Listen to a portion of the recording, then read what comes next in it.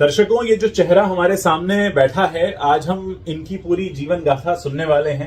ये मेरे छोटे भाई की तरह हैं और उत्तर प्रदेश से आते हैं। उत्तर प्रदेश के रायबरेली शहर के पास एक छोटी सी जगह है लालगंज, वहां से निकले, FTII पुणे पहुंचे और उसके बाद मेरे दिल में जो छाप इनकी पड़ी, मुझे पहली जो इनकी फिल्म याद आती है वो हाईवे याद आती है, रईस याद आती है, छिछोरे याद आती है और बार बार मुझे हाईवे इसलिए याद आती है कि वो जो किरदार आपने प्ले किया था।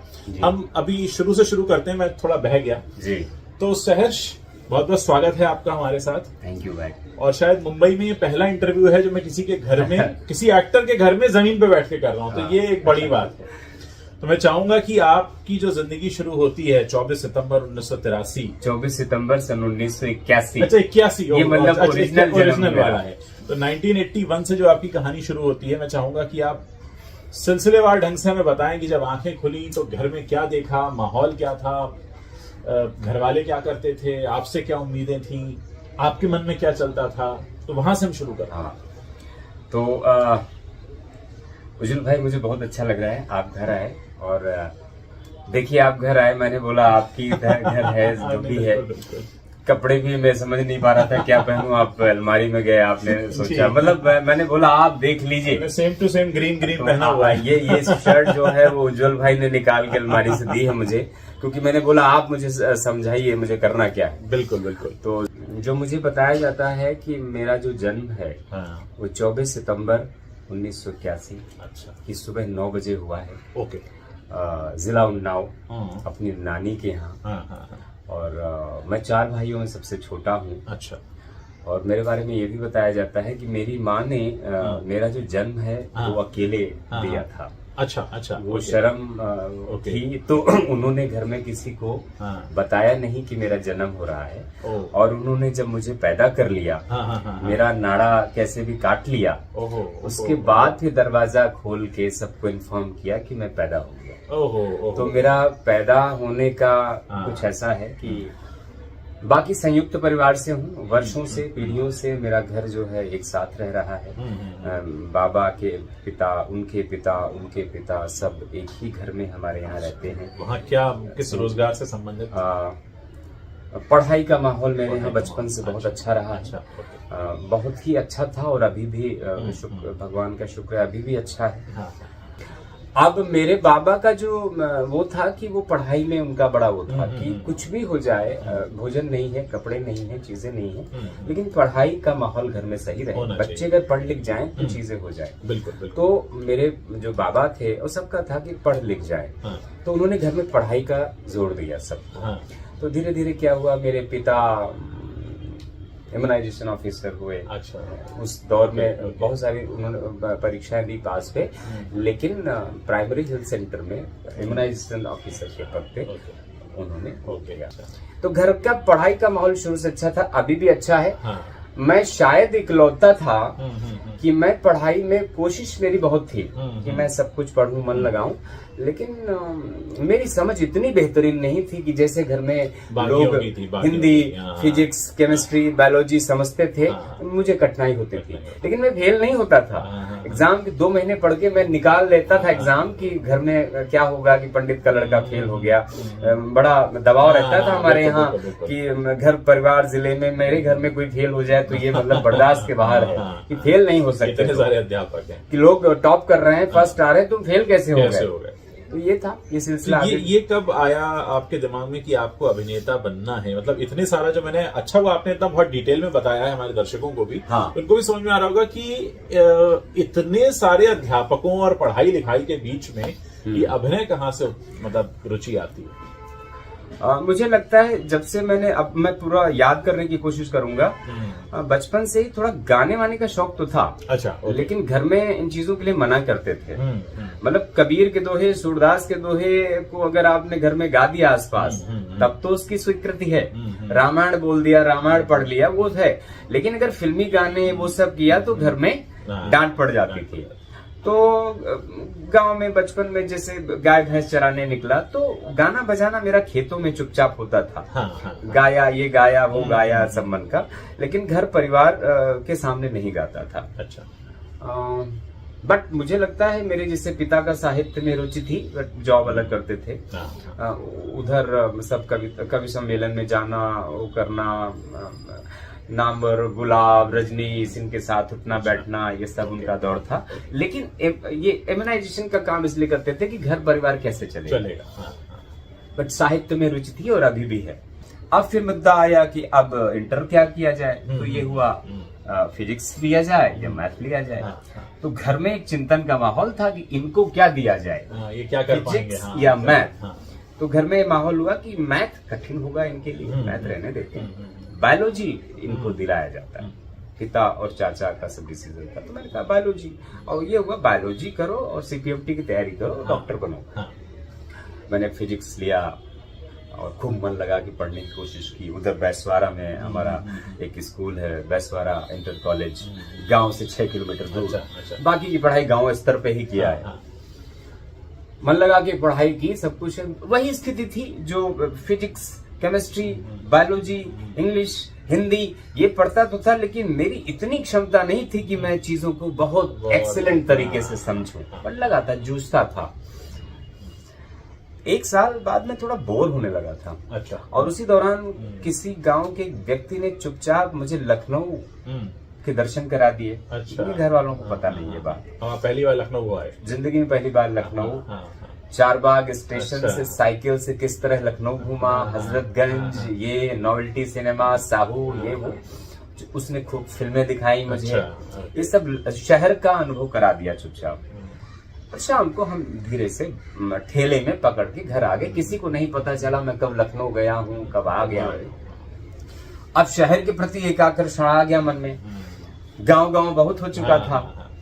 अब मेरे मन में आया, यार अब मैं बोर हो रहा हूँ, मैं थोड़ा शहर की तरफ जाऊंगा। ये कौन से साल की बात है? ये मुझे लगता है 97 में मैंने हाई स्कूल किया, 1999 में मैंने इंटर किया, तो यानी 2000 में मैं उधर था। अब ये घटना शुरू हो गई। तो जब एग्जाम का नंबर आया ग्रेजुएशन फर्स्ट ईयर में उधर, तो मेरा मन तो था नहीं। मैंने सब नहीं बताया कि मैं फेल होना चाहता हूँ, बोर हो गया हूँ मैं, एक तो इससे उससे गांव से, अब मुझे शहर जाना है। तो कुल मिला के मैं जब लिखा ही नहीं तो पास कैसे होगा, ये डिसीजन मेरा था, फेल होना है मुझे। तो फेल हो गया। अब हो गया, घर में चर्चा का माहौल, बीए में फेल हो गया लड़का, बीए में फेल हो गया। मैं यहाँ पर ये कहना चाहूंगा, बहुत अच्छा किया आपने जो पूरी कहानी सुनाई कि कितने अध्यापक हैं, और अब यहाँ पे समझ में आ रहा है कि फेल होना कितनी बड़ी बात। मतलब फेल होना वैसे बड़ी बात ही है, लेकिन आपके घर में कितनी बड़ी बात होगी। मेरे घर में और मेरे गाँव में, टाउन में, जिले में ये बड़ा है कि इनके घर का एक लड़का बीए में फेल हो गया।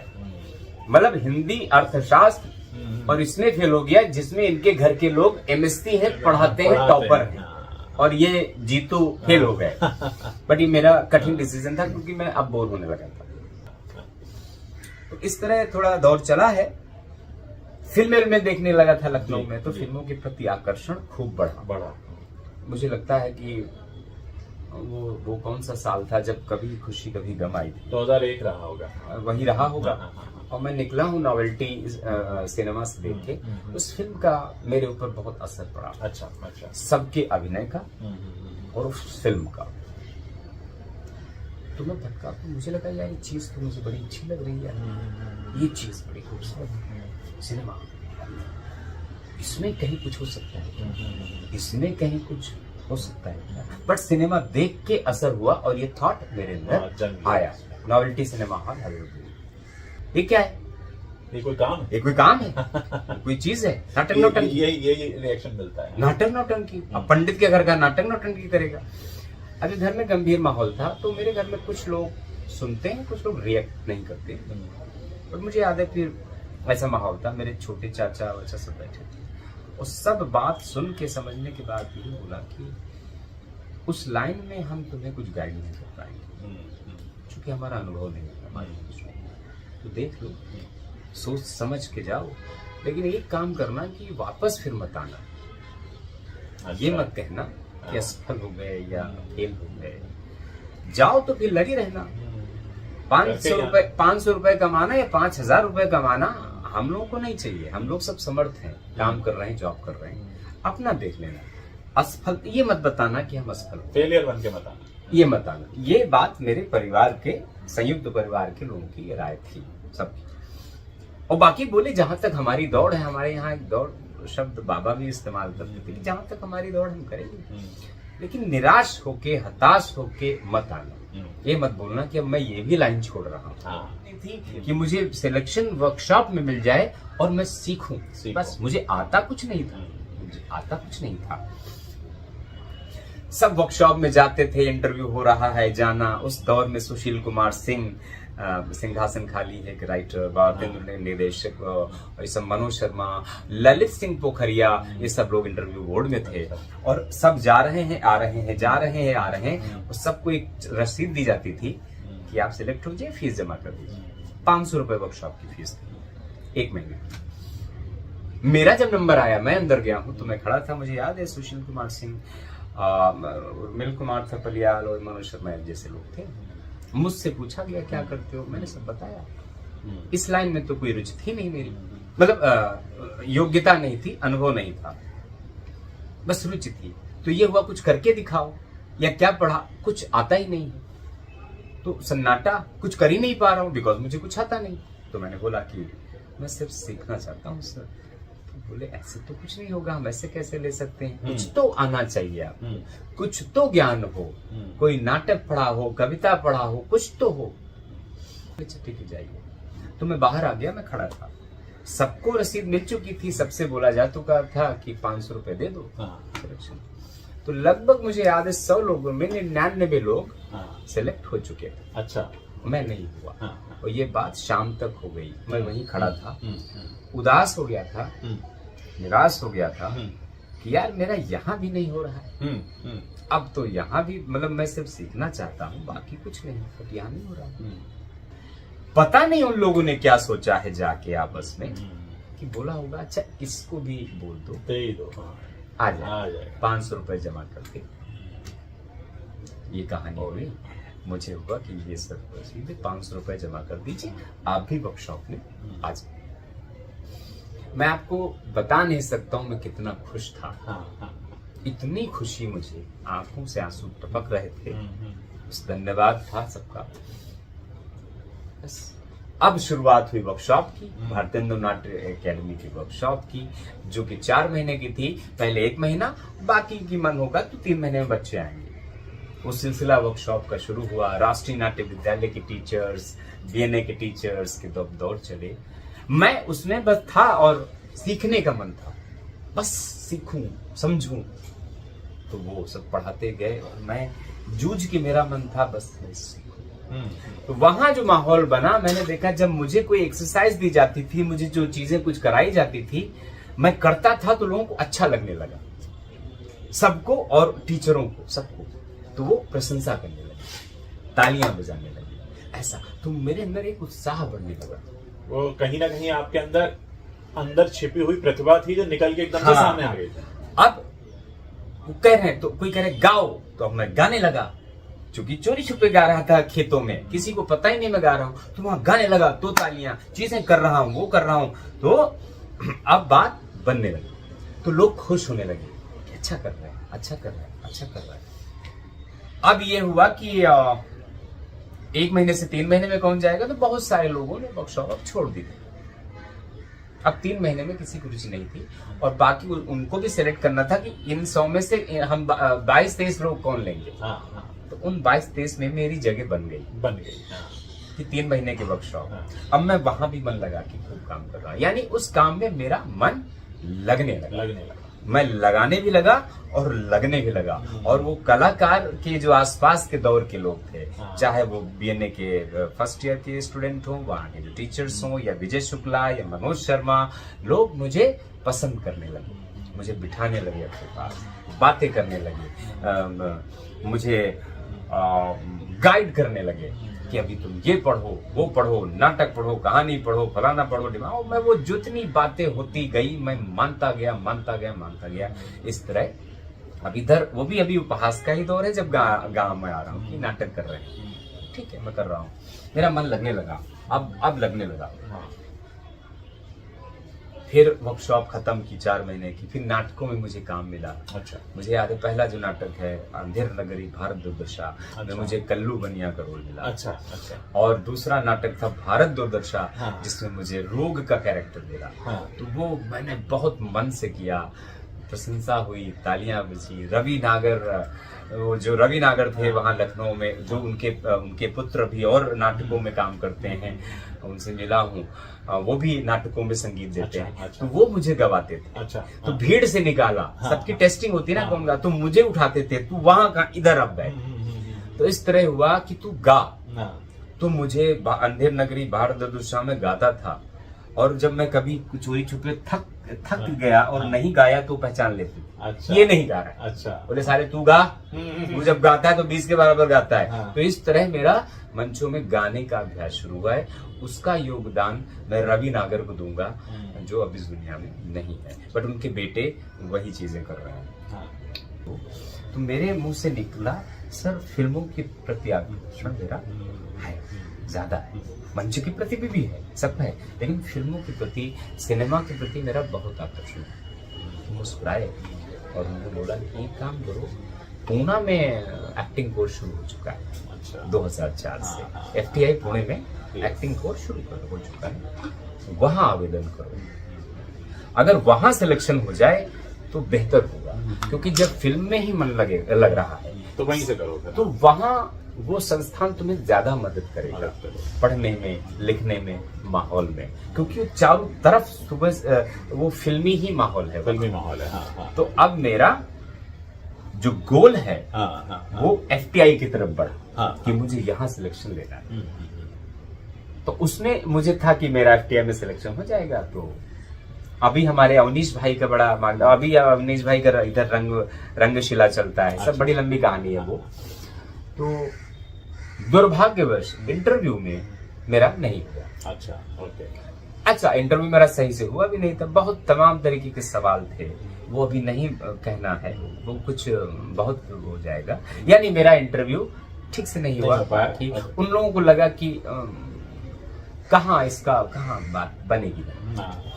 तो वहां सिलेक्शन ना होना और मेरी निराशा बढ़ना। मुझे याद है जब पता चला था कि मेरा नहीं हुआ, कहीं से तो मैंने त्रिपुरारी शरण का नंबर उठाया था, जो IAS थे, बिहार के IAS थे, उस वक्त FTI में निदेशक थे। रो के मैंने फोन लगाया था कि सर मेरा नहीं हुआ, मैं सीखना चाहता हूँ। तुमने बोला बेटा बट ठीक है, बट हम ये सब नहीं कर सकते। अब FTI में सिलेक्शन ना होना, बंबई में 6-7-8 महीने गुजार चुका था, जिंदगी देख चुका था बंबई की, कलाकारों की रहन सहन, काम की स्थिति, जो भी स्थिति, सब कुछ देख के मुझे इस बात का एहसास हो गया था कि यहाँ शॉर्टकट तो नहीं चलेगा, रियल टैलेंट चाहिए। यहाँ बात बनेगी नहीं, आप ट्रेंड नहीं है और बढ़िया जगह से ट्रेंड नहीं, तो यहाँ कुछ होने की संभावना ही नहीं। सही बात। बहुत बढ़िया संस्थान से ट्रेंड है, संस्थान से मतलब है मेरा टॉप का इंस्टीट्यूट, टॉप की पढ़ाई, टॉप की शिद्दत के बाद यहाँ अगर लगोगे तो शायद कुछ संभावना बने, तब शायद कुछ रोजी रोटी की सिर्फ संभावना बने।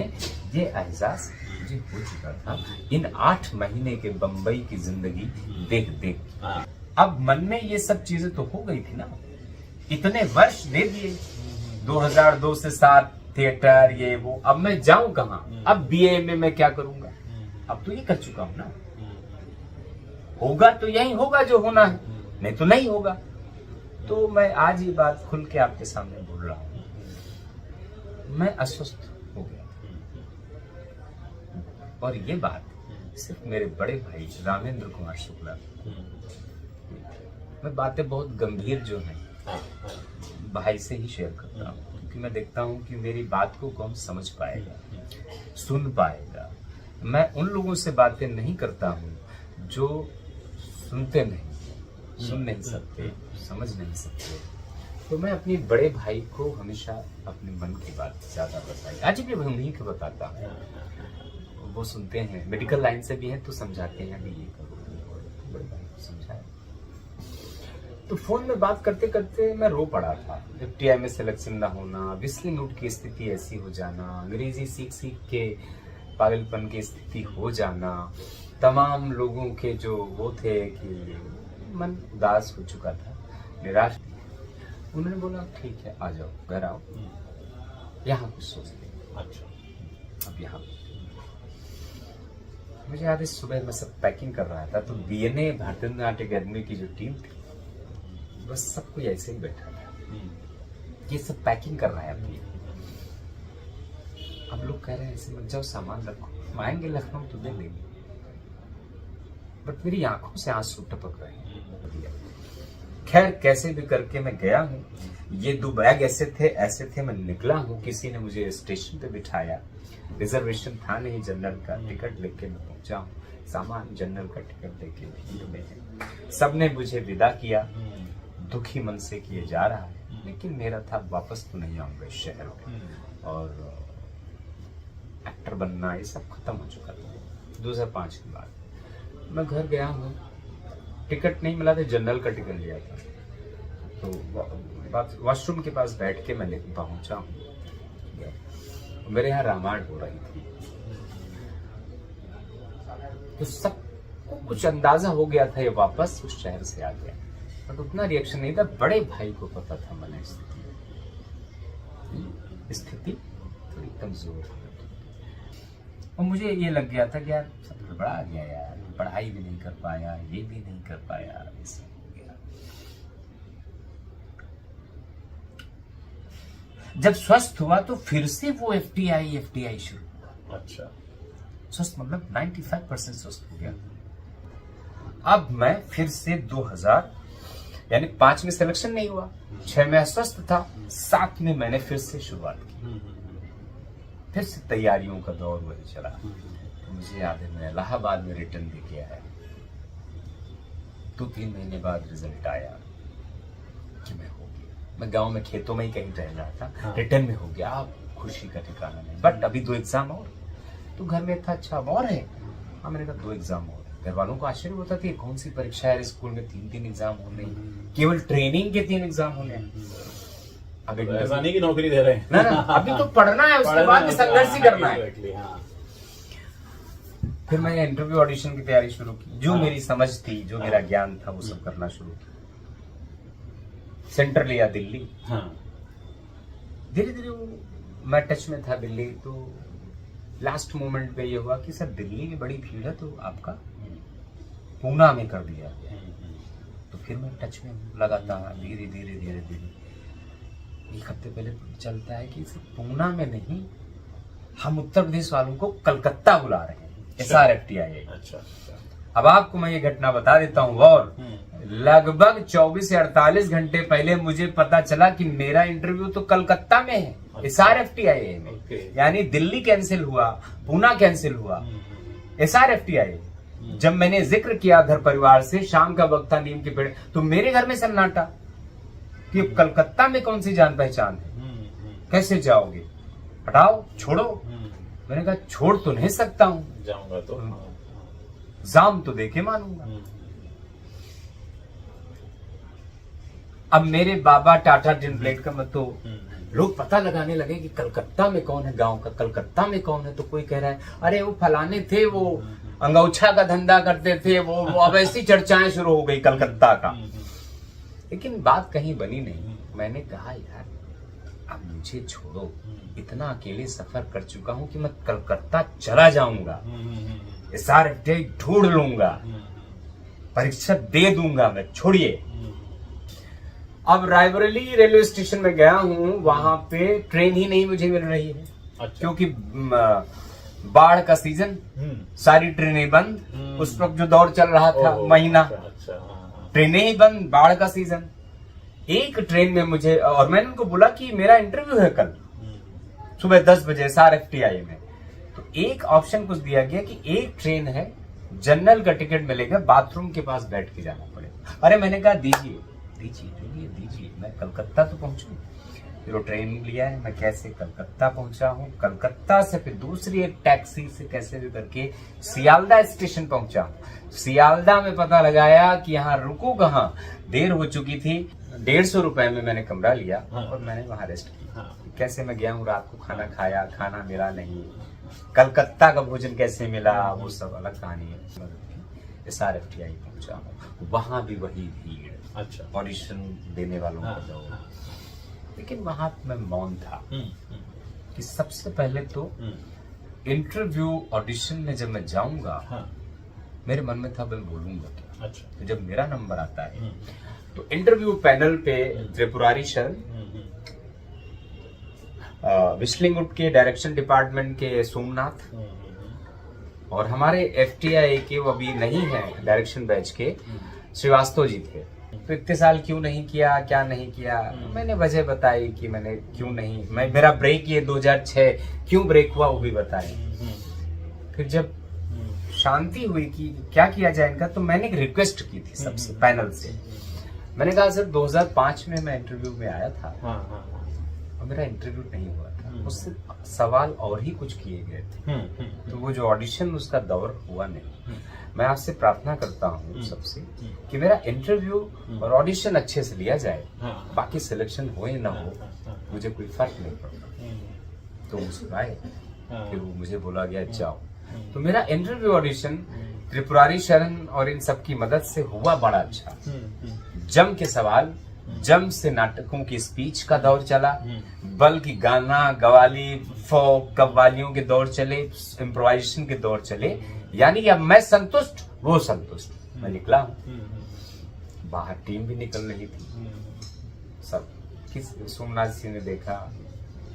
मैं ये था कि अब मैंने दे दिया, अब जो होगा देखा जाएगा, बाकी तो मोरंग सीमेंट का बिजनेस में करूंगा ही। तो चाचा जी ने ऑप्शन दे दिया। उसी दिन रात को ट्रेन पकड़ के मैं कैसे गांव पहुंच गया अपने। कुल मिला के रिजल्ट आया। रिजल्ट जब चिपका तो मैंने भी देखा, मेरा भी नंबर था 10वें नंबर पे, 120 में था। सन्नाटे में था, खुशी मतलब ऐसी थी कि समझ में नहीं पाया। कैसे घर में बातें हुई, घर में खुशी का माहौल था। मेरी माँ के मुंह से निकला कि बहुत दिनों बाद कोई खुशी की न्यूज आई है। अच्छा, लड़का सेलेक्ट हुआ। क्योंकि कुछ दौर थोड़े गड़बड़ चल रहे थे। खैर फीस का नंबर आया, पिता चिंतित, इतनी फीस में कहाँ से लाऊंगा, इम्यूनाइजेशन ऑफिसर की फीस आप जानते हैं, सैलरी। बिल्कुल। फिर मेरे घर में सबने इकट्ठा किया, मेरे चाचा लाए, बड़े भाई, बाबा, छोटे बाबा, बड़े चाचा, और सबने मिलके, यानी फीस से ज्यादा पैसा मेरे पास हो गया। मन लगा कि मैंने FTI में पढ़ाई की थी। इतने झटके देख चुका था ना। एग्जैक्टली। तो ये समझ जब मिला, इतने झटके मैं देख चुका हूँ, तो इस बात का एहसास हो गया था कि अब इस शहर में मुझे शिद्दत से पढ़ना है, मेहनत से पढ़ना है, लगन से पढ़ना है। क्योंकि अगर वक्त बर्बाद कर दिया ऐसे स्कूल में पढ़ाई, तो ये माफ नहीं करेगा कभी। तो सहर्ष भाई, हम चर्चा कर रहे थे कि आप FTI पहुंच चुके हैं, आप वहाँ बहुत मेहनत से पढ़ते हैं, और उसके बाद आप बिना वहाँ पर एक भी क्लास मिस किए हुए सारे क्लास अटेंड करते हैं, आपको स्कॉलरशिप भी मिलता है, और फिर आपका बॉलीवुड का करियर शुरू होता है जी। तो जब FTI से बाहर आ चुके हैं सहर्ष शुक्ला, फिर क्या होता है, कौन सा साल है ये? मुझे पूरा 3 साल लग गया था FTI में। क्योंकि डिप्लोमा फिल्म थी, उमेश कुलकर्णी सर बना रहे थे, तो उसमें शूटिंग में काफी वक्त लगा। तो आप ये कह सकते हैं कि 2 साल का कोर्स मेरा पूरा 3 साल में खत्म हुआ। बट वो अच्छा था, मैंने FTI में बहुत कुछ उसी दौरान उसका यूज किया, सीखा। अब इस शहर में आना था, सबसे पहले तो आपको इस शहर में रहने का इंतजाम होना चाहिए। बिल्कुल। बाद में आप शुरू करेंगे। तो मेरे पिता भी तब तक रिटायर हो चुके थे। घर परिवार भी है, संयुक्त परिवार कैसा होता है आप समझ सकते हैं। तो मेरा जो बजट था 4000 रुपए थे, मेरे पास सिर्फ 4000 के ही इंतजाम था। और मैंने अपने घर 2011 का साल है। हाँ, 2011। तो घर में मैंने सबको बोल दिया था कि अभी ये मत सोचना कि मुझे जाते ही काम मिल जाएगा, अभी जंग है। और मैंने अपने पिता से भी रिक्वेस्ट किया था कि 2 साल तक मुझे पैसे देना बंद मत करना, और ये मान के चलना कि 2 साल मुझे काम नहीं मिलेगा। हाँ 2 साल बाद ही कुछ होगा। हाँ तो मेरे घर से 4000 रुपये आता था, ओके। उतना ही संभव था। फिलहाल जतिन खान वो हमारा बैचमेट है, उनके पिता नदीम खान एक शूट कर रहे थे मिथुन को लेके, अच्छा। मैं वहाँ गया था शूट में। हाँ, तो मुझे पता चला इस वैनिटी में विक्रम भट्ट है। हाँ, मैं बिना पूछे घुस गया। अच्छा अच्छा। अब वो डर गए और उठे क्या है। मैंने अपना FTI का कार्ड दिखाया, मैंने कहा मैं ऐसा हो गया।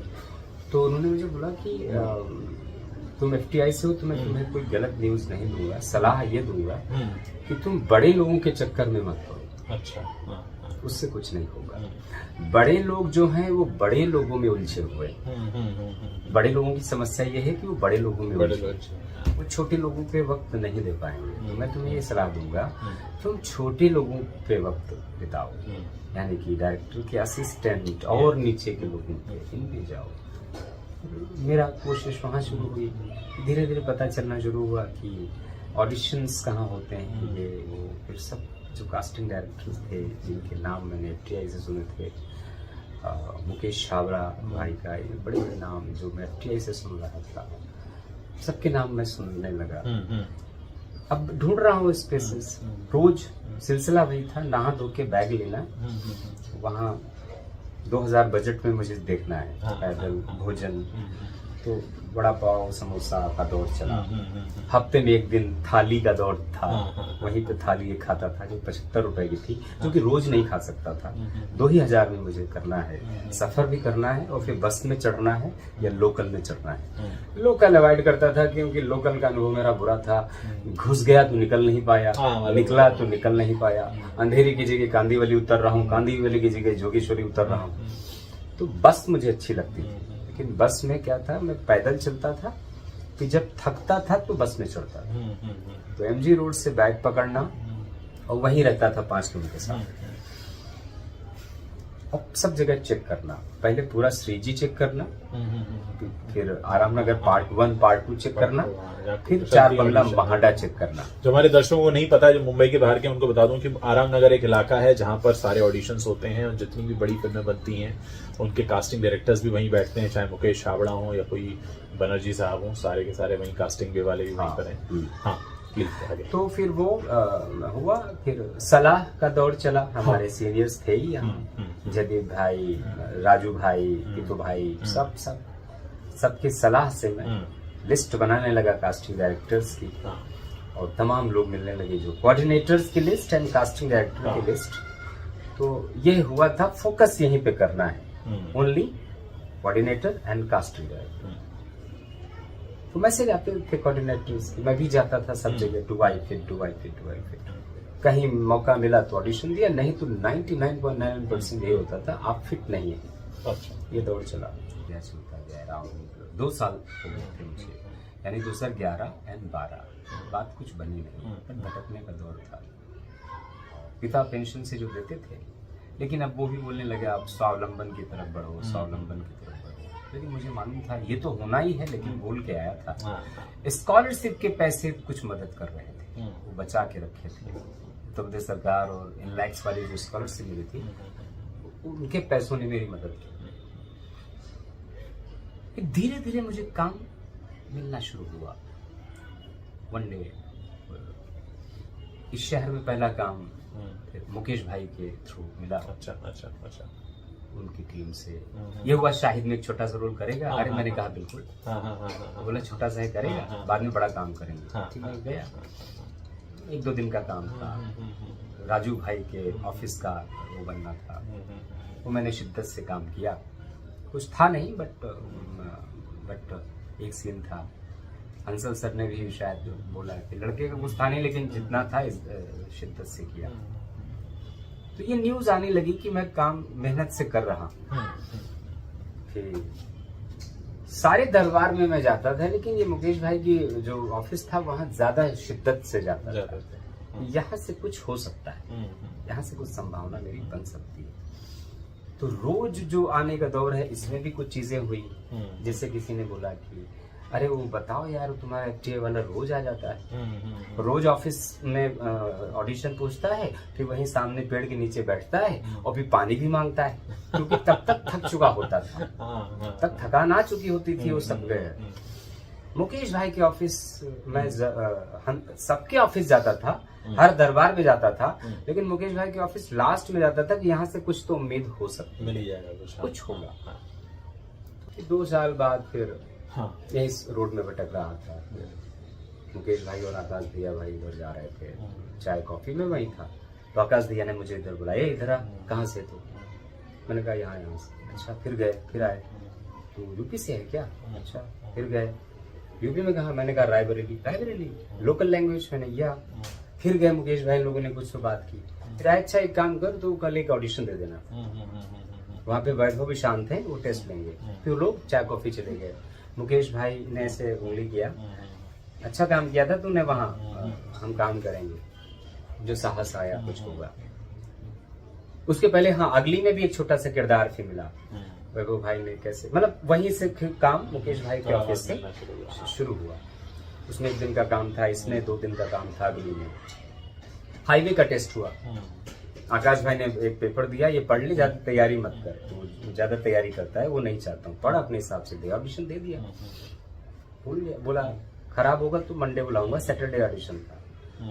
फिर मैं थोड़ा, वो जिंदगी मेरी ऐसी थी समोसा वाली, बड़ा भाव वाली, कि मुझे स्टोन का चक्कर होने लगा। अच्छा। एक बार झटका लगा, 2 बार झटका लगा, तीसरी बार तगड़ा झटका लगा, तो मैं यहीं पास में एक हॉस्पिटल है, एडमिट था। उससे ही ऑफिस फिर मुकेश भाई के ऑफिस से फोन आया, वैभव भाई का आया था शायद। मुकेश भाई ने फोन किया, कैसा है, क्या है? मैंने कहा हॉस्पिटल में, बीमार हो गया क्या? अच्छा सुन, तेरा एक जगह कराया मैंने, ये न्यूज आई कि मुझे मेरा वो ऑडिशन जो है इम्तियाज सर को पसंद आ गया। अच्छा, अब इम्तियाज जी मुझे मिलना चाहते हैं हाईवे के लिए।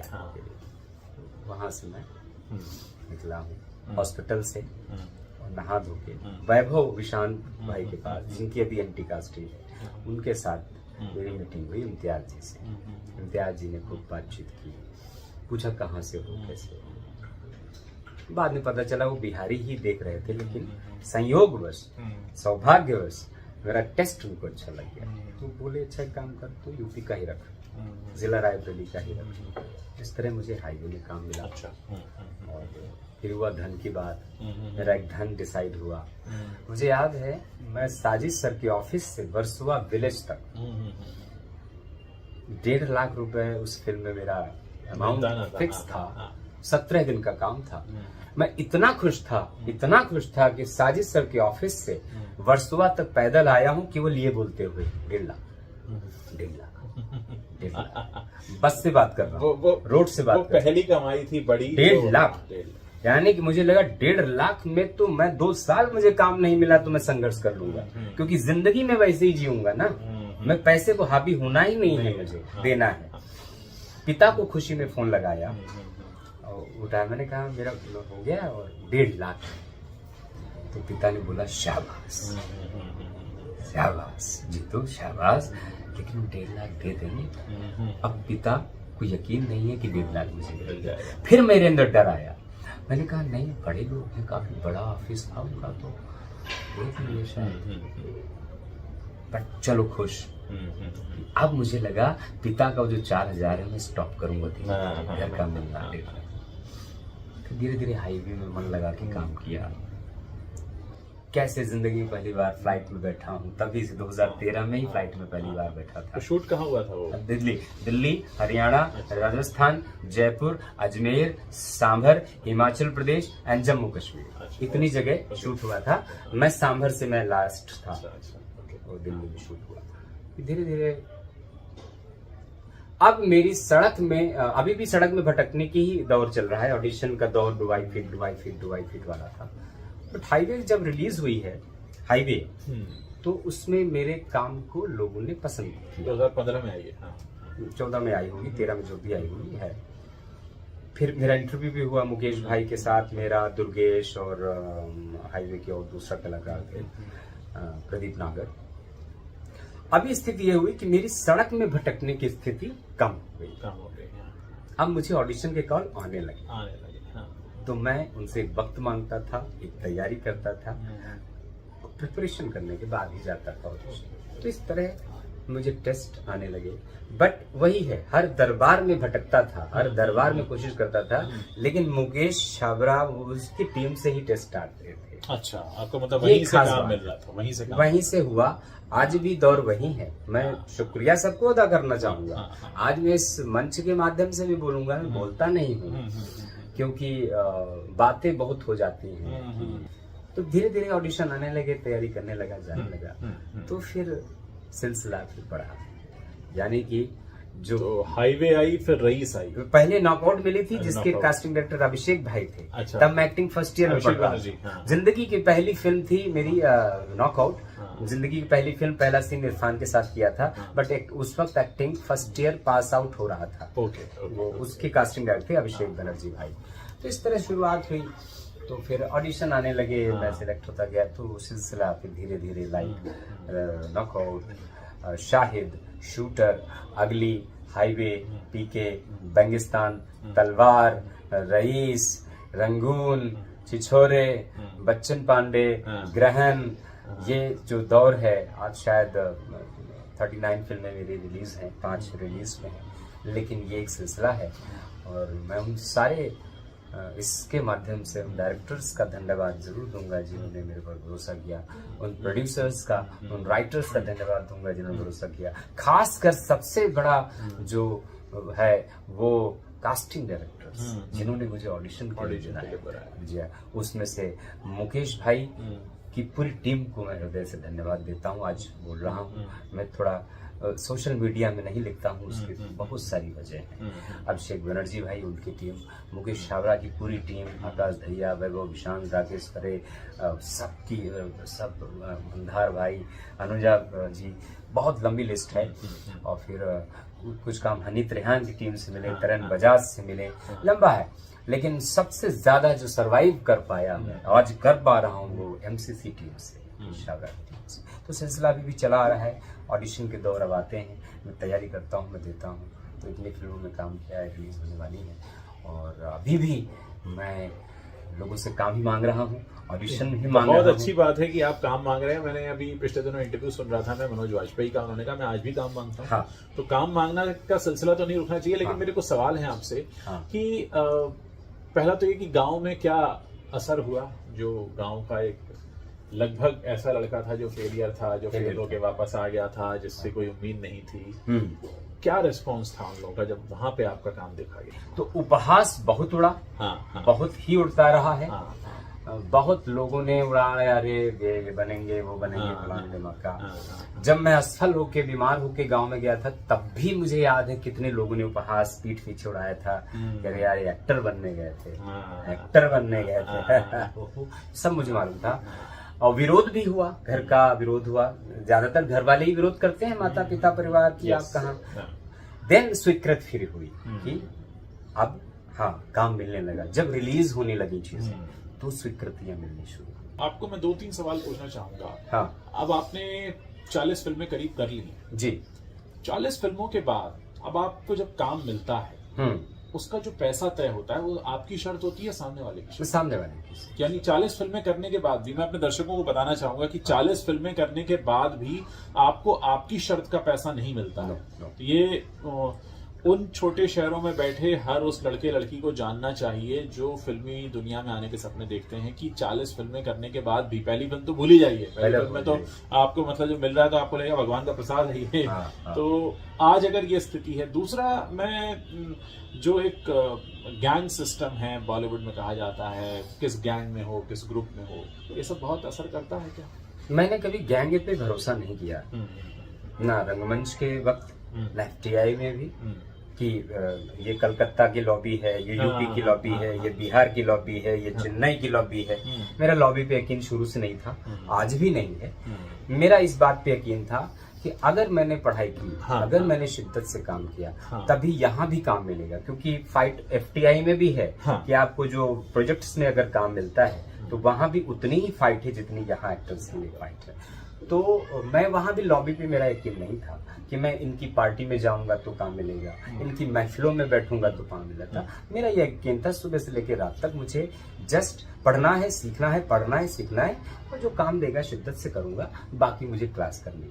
तो लॉबीबाजी मैंने ना उधर लखनऊ में की, ना मैंने FTI में की। यहाँ भी यकीन यही है कि मेरे काम पे ही मेरा यकीन है कि अगर मैं रिजल्ट नहीं दे पाया, ना ऑडिशन में या सेट में, जो कि दबाव होता है, प्रेशर होता है 12 घंटे की शिफ्ट में, अगर एक एक्टर बार बार रिटेक ले रहा है तो सबको झेल नहीं पाता है, तो रिजल्ट नहीं दे पाऊंगा तो कोई लॉबी वर्क नहीं करेगी। और जितने भी लोग आपके साथ बैठे हैं महफिल में, जो भी है, महफिल में बैठ लेंगे, चाय पी लेंगे, पीने पानी का दौर चल जाएगा, काम कोई नहीं देता है।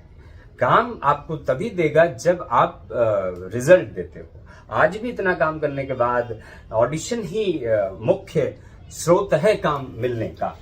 तो एक बात बताइए कि अब जब 40 फिल्में कर ली, लोग आपकी काम और शक्ल को पहचान गए, नाम को पहचान गए, आपको कई जगह से बुलावे भी आते हैं, चैलेंज क्या है आज की डेट में सबसे बड़ा? वही चैलेंज है, आपको काम मिल जाए, सबसे बड़ा चैलेंज है। आपको ऑडिशन मिले, सबसे बड़ा चैलेंज है ऑडिशन मिले। आप किसी कहानी में कुछ ऐसा अभी भी होता है कि कुछ मिल रहा था और मिलते मिलते रह गया? बहुत। अभी मेरे इस साल कितना काम आते आते हाथ से यूं चला गया, पूरा चला गया। वजह बहुत सारी, वो अलग कहानी है, बट आते आते हाथ से चला गया। तो सबसे पहला कहा है कि आप किसी स्टोरी में फिट हो जाओ, किसी रोल में फिट हो जाओ, ये। इसके बाद आपको कोई ऑडिशन के लिए बुलाए, फिर टेस्ट दो, फिर सिलेक्शन हो जाए आपका। धन की बात तो बहुत बाद की बात है, पहले तो सिलेक्ट हो जाओ। धन आपको यहाँ उतना ही मिलेगा जितना उन्होंने तय किया है।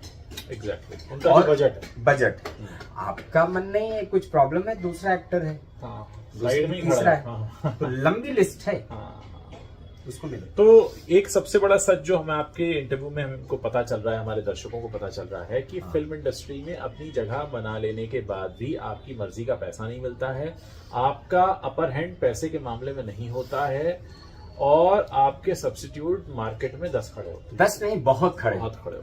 तमाम इंस्टीट्यूट का pass out, FTI, NSD, BNA, विस्लिंगवुड, जितने और इंस्टीट्यूट्स हैं, देन उधर लैम्डा, राडा, लिस्पा, ली स्ट्रासबर्ग, सब सारा पास आउट यहाँ पे है, और रंगमंच, थिएटर, ड्रामा के लोग। कभी ऐसा होता है कि आप आज भी टूटते हैं, कहीं आज निराशा में घिरते हैं, और निराशा में अगर घिरते हैं तो सबसे पहले क्या सोचते हैं? बिल्कुल होता है, निराशा में होती है। आप भी पहले अकेले रहता था, वर्ष बाद जिंदगी अलग थी, इतना भी काम मिला तो काम चला।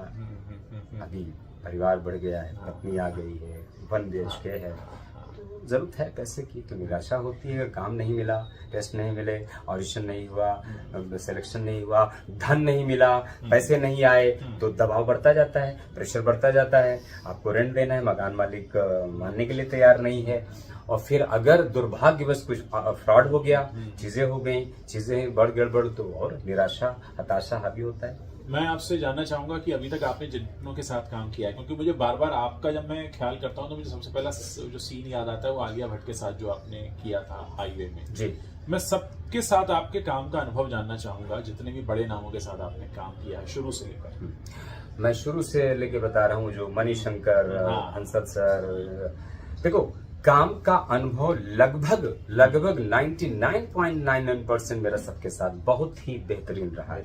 उसका एक शायद वजह ये भी रही है कि मैं सेट पे गया हूँ, मैंने काम पे ही ध्यान देने की कोशिश की थी।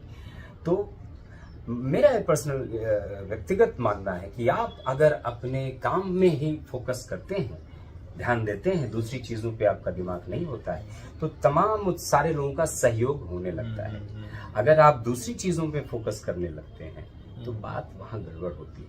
रिजल्ट आप नहीं दे पा रहे हैं, परफॉर्मिंग का रिजल्ट नहीं दे पा रहे हैं, तो हो सकता है अनुभव गड़बड़ हो। तो मैं ये कहूंगा, मेरे लिए हर वो रोल, मैंने जो पहली फिल्म थी जिंदगी की और ये जो अभी है, मैंने सब में बराबर उतनी ही मेहनत, उतनी शिद्दत, उतनी लगन से काम किया, जो पहला या जो लास्ट का भी था। एक आधा अनुभव ऐसा रहा कि जब मैंने देखा कि वो डायरेक्टर या उनकी टीम जो है सिर्फ जो प्राइमरी कास्ट पे ही फोकस हो रहा है, केवल प्राइमरी कास्ट पे फोकस है। जो सेकेंडरी कास्ट है, थर्ड कास्ट है, उसके लिए रत्ती भर भी ख्याल जब नहीं रखा गया, यानी कि वो बैठेगा कहाँ, पानी कहाँ पिएगा, खाएगा कहाँ, वहां तकलीफ हुई थी मेरी। बस वही था, बाकी सबके साथ कमाल का अनुभव रहा है। मैंने छिछोरे में देखा था आपको सुशांत के साथ। सुशांत सिंह राजपूत क्योंकि हमारे बीच में नहीं है और बहुत सारे दर्शक हमारे जुड़े हुए हैं जो उनके चाहने वाले हैं, तो मैं सुशांत के साथ काम करने का आपका अनुभव जानना चाहूंगा। बहुत बेहतरीन अनुभव है। पहली मीटिंग याद है साजिद सर के ऑफिस में हुई थी। एक लंबा चौड़ा गोरा चिट्टा वेल एनर्जेटिक बंदा जो वॉलीबॉल खेल रहा है, और मैं जाके सबसे मिलता हूँ, तो जब मैंने उनको देखा तो एनर्जी, गोरा चिट्टा परफॉर्म, वॉलीबॉल खेलता, boy hi how are you, ये सब अनुभव बहुत बढ़िया। फिर कैसे वो वहाँ बैठे, हम यहाँ थे, फिर कैसे रीडिंग हुई, दोनों हाथ से वो कैसे तेजी से लिख रहे थे। दोनों हाथ से लिखने का उनका अभ्यास था। फिर वैसा बेहतरीन अनुभव। फिर शूट का पहला अनुभव मुझे याद है, मैं अपना शॉट देख के अकेले जा रहा था, तो पीछे से आए, पीठ पे बड़ी तेज थपड़ी मारी और बोले यार अच्छा काम कर रहे थे यार, बढ़िया है, कैसा है। तो वो अनुभव। फिर वो अपनी वैनिटी में, हम अपनी वैनिटी में, फिर रोज मिलना, रोज नाश्ता लंच डिनर साथ में करना, दुनिया भर की जो बातें, तारों की, चंद्रमा पे जमीन की, मोबाइल की नॉलेज बहुत था। पढ़े लिखे बहुत थे, इंजीनियरिंग दोनों हाथों का यूज करना, देन टेक्नोलॉजी का ज्ञान बहुत था कि ये लैपटॉप पे टेप लगा देते थे कि कैमरे पे टेप, मोबाइल पे टेप, क्यों, उसके रीजन अलग थे। तो बहुत बेहतरीन, बहुत शानदार। और तो हम साथ में ही रहते थे। बाद में वो अपनी वैनिटी में, हम अपनी वैनिटी में, ऐसा था। मैं ये भी जानना चाहूंगा कि इस समय आपका जो इंटरव्यू बहुत सारे लोग देख रहे हैं, वो 2000 का जो आपका दौर था, या 2003 का आपका दौर था, 2005 का दौर था, उससे भी लोग गुजर रहे होंगे इस समय। क्या कहते हैं आप उससे, क्या कहना चाहेंगे? उनको मैं यही बोलूंगा कि सबसे पहले ये देख लेना कि कितनी ख्वाहिश है इस लाइन में आने की, कितनी रुचि है आपकी इस लाइन में, क्योंकि यहाँ फाइट है, हर जगह फाइट, हर बड़े इंस्टीट्यूट में सिलेक्शन की फाइट है। लेकिन देख लेना रुचि कितनी है, इंटरेस्ट कितना है। नसीरुद्दीन शाह साहब की हमारी एक लाइन की, देख लो, चेक कर लो, अभिनेता नहीं बनोगे तो क्या मर जाओगे, इतनी जरा तड़प चेक करो। तो पहले वो चेक करो, फिर कोशिश करो अपने आप को तराशने की, मांझने की, ट्रेनिंग की। रंगमंच का सहारा लो, नाटक ग्रुपों का सहारा लो, लखनऊ, दिल्ली, जगह जगह है, सब बॉम्बे में। और किसी अच्छे संस्थान में एडमिशन हो जाए तो बहुत बढ़िया बात है, क्योंकि आपको सुबह से लेकर रात तक वही माहौल मिलता है। तो वहाँ अगर मौका मिल जाए, और फिर मिलता भी है किसी ग्रुप में, तो वहाँ पढ़ने में ही मन लगना चाहिए। वहाँ के जो भटकाव हैं, बड़े बड़े संस्थान जगहों में भटकाव भी हैं, वो उनसे बचना है, फोकस से पढ़ना है। फिर इस शहर में भी फोकस बनाए रखना है, जो चीज़ें डाइवर्सन की हैं उनसे बचना है। Focus focus focus. देन जो हमारे सीनियरों ने, हमारे कलाकार गुरुओं ने यहाँ सिखाया था कि ट्रेनिंग के बाद जाओ, सबके दरबार में जाओ और बस इतना बोलो, मैं ट्रेंड हूँ, यहाँ से पढ़ा हूँ, हाँ हूँ, मेरे लायक अगर कुछ रोल हो, कुछ हो तो ऑडिशन, आप मेरा टेस्ट ले लीजिए। टेस्ट बोलिए, टेस्ट सिलेक्शन होता है तो काम करिए, शिद्दत से करिए, खूब मन लगाइए। और एक और व्यक्तिगत अनुभव है, तबीयत का खूब ख्याल रखिए। हेल्थ में फिजिकल हेल्थ तो इस लाइन में जरूरत है ही है। हम मेंटल हेल्थ को इग्नोर करते हैं। आजकल मेंटल हेल्थ पे बहुत फोकस है, क्योंकि मेंटल हेल्थ पे हमारे यहाँ समाज में उतना फोकस नहीं दिया जाता है। रत्ती भर भी किसी को मेंटल इलनेस है तो वो ना किसी से बताता है, छुपाता है, उपहास उड़ता है समाज में। अरे उसको वैसे ही लो जैसे सर्दी हुई है, आपको जुकाम हुआ है शारीरिक, वैसे कोई भी मानसिक अस्वस्थता हल्की फुल्की हो सकती है, तो छिपाओ मत किसी से भी। उसके एक्सपर्ट से बात करो, ठीक हो जाएगा। काउंसलिंग होगी, थोड़ी मेडिसिन होंगी, ठीक हो जाएगा, बट उसको मत छिपाओ। तो अपनी तबीयत का खूब ख्याल रखो। जितना स्वस्थ रहोगे फिजिकली एंड मेंटली, उतना ही बेहतर काम कर पाओगे। और देन काम करते रहो, करते रहो, करते रहो, करते रहो। और ये आपका जो है अनुभव, जिंदगी का अनुभव, वो आपको काफी कुछ सिखाता चला जाएगा। वहीं से सीखते रहोगे। एक आखिरी सवाल आपसे पूछना चाहूंगा, क्योंकि मैंने आज आपके बारे में काफी कुछ जाना है। बॉलीवुड में तमाम तरह की चीजें कही जाती हैं, बहुत गंदगी है, कोई कास्टिंग, लड़कियां कास्टिंग काउच की बात करती हैं, कई बार लड़के कास्टिंग काउच की बात करते हैं, कई बार नेपोटिज्म की बातें होती हैं, तमाम तरह की बातें होती हैं। तो जो तमाम जो बॉलीवुड का जो काला पक्ष बताया और कहा जाता है, क्योंकि आप वहां पर हैं, कितना देखा है आपने, कितना है कितना नहीं, क्या है? देखिए, मैंने सुना है, मैं जब नहीं था इस लाइन में तब भी सुना, रंगमंच FTI, लेकिन मैंने इन चीजों को अवॉइड किया कि होता होगा। आपका वास्ता नहीं पड़ा है? जहाँ धुआं है कुछ आग हो सकती है, हाँ। जहाँ धुआं है कहीं कुछ आग हो सकती है। मेरा कभी वास्ता नहीं पड़ा। उसका शुक्रगुजार हूँ रंगमंच का, उसके लिए शुक्रगुजार हूँ अपने गुरुओं का, FTI का, FTI के टीचर्स का, सीनियर्स का शुक्रगुजार हूँ कि मुझे अच्छे लोग मिलते गए, गाइडेंस मिलता गया, सलाह मिलती गई। नहीं तो मैं भी कहीं फंस सकता था। तो मैं सुना हूँ, जाना हूँ, लोगों के अनुभव भी रहे होंगे जहाँ कहीं हो सकता है, लेकिन मैंने इन चीजों को अवॉइड किया कि अगर होगा तो मुझे मतलब क्या है उससे। मुझे वो आदमी चाहिए जो मुझे समझ सके, मेरी ट्रेनिंग को समझ सके, मेरी मेहनत को समझ सके, जो मुझे कुछ समझ सके, ऑडिशन दे सके, चीजें। तो क्या हो रहा है ठीक है, मुझे उससे अभी मतलब नहीं है या कभी नहीं रहेगा। मुझे तो उन लोगों से मतलब है जिनको जरूरत है, जिनको जरूरत है कि इसका। तो यहाँ पे है, आई नो, झूठे भी हैं तो सच्चे भी हैं, फ्रॉडी भी हैं तो बहुत ईमानदार लोग भी हैं, तो हैं दोनों तरह के। पर आपको आपकी इस बात का तो जरूर फायदा मिला होगा कि आप एक छोटे कस्बे से निकल कर आए, आपने वो जिंदगी भी देखी है। हाँ। अगर आपको कोई ऐसा रोल ऑफर होता है, जैसे एक बात कही थी रणबीर कपूर ने, कि रणबीर कपूर ने कहा कि जब मैं एक्टर बन रहा था तो मुझसे आमिर खान ने सलाह दी थी कि जाओ और छोटे शहरों की सैर करके आओ, क्योंकि तुम पाली हिल में रहे हो, तुम्हें पता ही नहीं है बनारस की गलियों में होता क्या। तो रणबीर ने कहा मैं नहीं कर पाया और अब मैं पछताता हूँ क्योंकि अब मैं वो जिंदगी नहीं जी सकता, क्योंकि अब मैं एक नॉन फेस हो गया। तो आपको लगता है कि वो आपको फायदा मिला? वो फायदा मिला क्या दुनिया में मिलता है। आप जब से होश संभालते हो, जो जीवन जीते हो, और जो जर्नी होती है, यानी कि गांव खेड़े से लेके टाउन से लेके जिले से लेके शहर से लेके महानगर से लेके हर तरीके का जो आप सफर तय करते हो, जो अनुभव तय करते हो, उसका आपको अनुभव आता है। क्योंकि अभिनय में ये पढ़ाया जाता है, सिखाया जाता है कि जितना अनुभव होगा आपको जिंदगी का, जितना रिच हो गया आप एक्सपीरियंसेस से, वो आपकी मदद करेगा कोई सीन समझने में, कोई लाइन समझने में, कोई चरित्र समझने में और उसको प्ले करने में। तो जो मेरा दौर रहा है गांव का, गाय भैंस का, गोबर का, वो जिंदगी, फिर बैलगाड़ी से लेके हवाई जहाज का जो सफर है, वो सड़क से चलने का जो बस का उसका जो सफर है, ये मुझे मदद करता है जीवन को समझने में, चरित्र को समझने में, सीन को समझने में, लाइनों को समझने में, और सामने के डायरेक्टर और राइटर की बातों को समझने में मदद करता है। वो लाइफ, वो जिंदगी मुझे मदद करती है, तभी तो मैं रिलेट करता हूँ ना, बैक में जाके चीजों को समझता हूँ।